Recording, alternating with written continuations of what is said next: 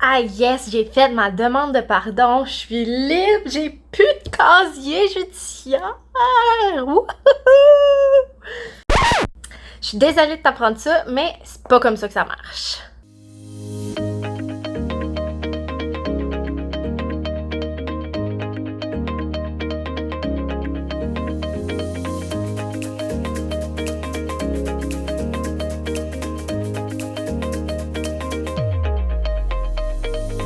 Salut, moi c'est Daphné, je suis agente aux communications à la Jonction. Ce qu'on fait, c'est qu'on aide les personnes qui ont des antécédents judiciaires à retourner sur le marché du travail et s'y maintenir. Et aujourd'hui, on parle de la demande de pardon, qui est maintenant appelée demande de suspension du casier judiciaire. La demande de suspension du casier judiciaire, qui était autrefois appelée la demande de pardon, permet aux citoyens qui ont purgé l'entièreté de leur peine et qui respectent maintenant les règles de classer leur casier judiciaire à part des autres. En fait, ton casier judiciaire, il s'efface pas. Il disparaît pas par magie. Il va pas être détruit par des créatures mythiques. Il est seulement retiré du Centre d'information de la police canadienne, le CIPC.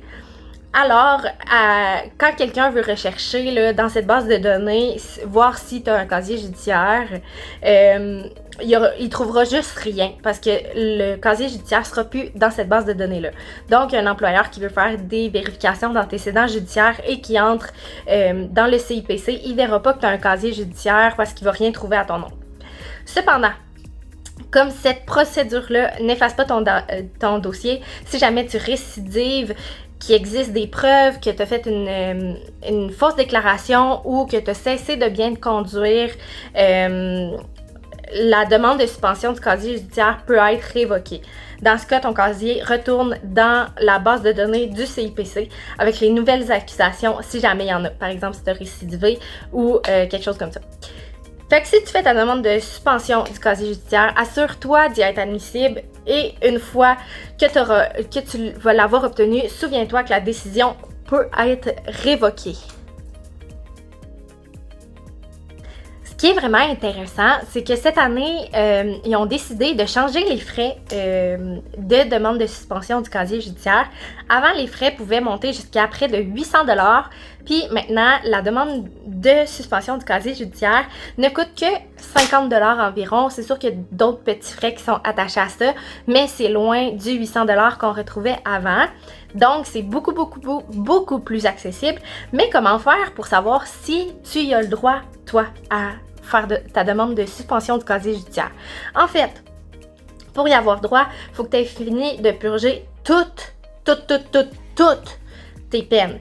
Ceci comprend la totalité de tes amendes, de tes suramendes, des frais et des montants prévus par une ordonnance de restitution ou de dédommagement, toutes les peines d'emprisonnement, les périodes de sursis, ce qui inclut les périodes de liberté conditionnelle et de liberté d'office. Et il faut que tu aies terminé aussi toute ta période de probation. Une fois que toutes tes peines ont été purgées, la période d'attente débute. La période d'attente est calculée en fonction de ton type de procès. Donc ça, tu peux aller voir directement avec la cour pour savoir c'était quoi ton type de procès pour pouvoir déterminer ensuite ta période d'attente. La période d'attente varie entre 3 et 10 ans selon justement ton type de procès. Il y a aussi les critères d'admissibilité de la demande de suspension du casier judiciaire qui ont été changés récemment.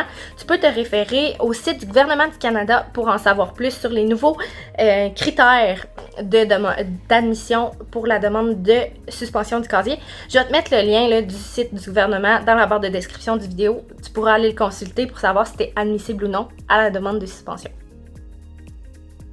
J'espère que je t'ai éclairé aujourd'hui sur la demande de pardon, ce que c'est, qui a le droit, comment ça marche. J'espère que j'ai démêlé tout ça pour toi et que tu t'y retrouves un petit peu mieux. N'hésite surtout pas à nous appeler si jamais tu as des questions ou tu veux savoir où aller trouver l'information dont tu as besoin. On peut t'aider ou t'orienter vers les ressources qui peuvent t'aider dans tes démarches. Je te laisse toutes les informations pour nous contacter dans la barre de description du vidéo. Et sur ce, je vous dis à la prochaine. Bye!